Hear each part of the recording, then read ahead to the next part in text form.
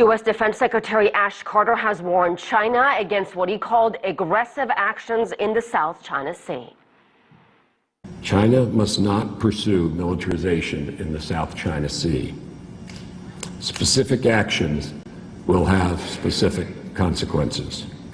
For our part, it should be clear that the U.S. military will continue to fly, sail, and operate wherever international law allows, there as we do around the world, because the maritime domain must always be open and free to all. About 30% of the world's trade passes through the South China Sea each year. Beijing has urged Washington to avoid provocation and maintain neutrality, as it's not a party to disputes in the region. CCTV's Ding Suya has more.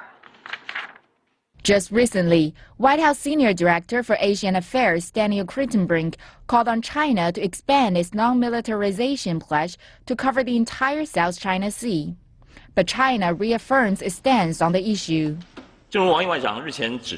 Just as Foreign Minister Wang Yi pointed out, non-militarization is not only relevant to one certain country, it requires coordination from all countries involved.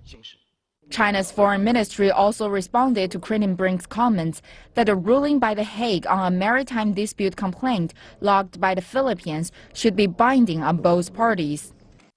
In early 2013, Manila filed an arbitration case. The proceedings are still ongoing, but China refuses to be involved and maintains the disputes should be settled by China and the Philippines through consultation and negotiation.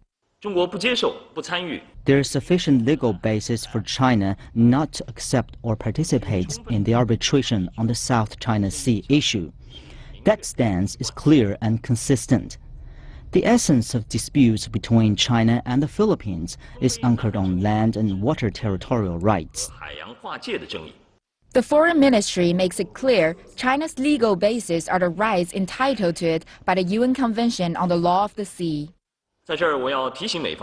I would like to remind the U.S. that it is liable to respect the rights of contracting parties of the UN Convention on the Law of the Sea, though the U.S. is unwilling to accede into the convention.